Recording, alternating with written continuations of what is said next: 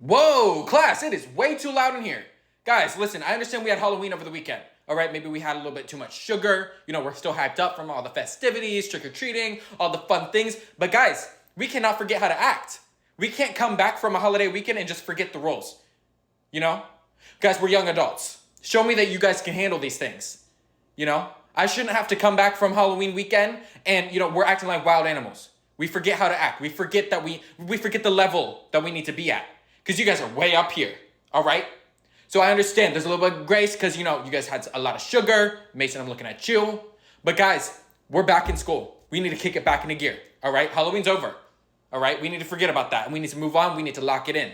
We need to reel it in again. We need to get the ball rolling. Because, guys, we have midterms coming up.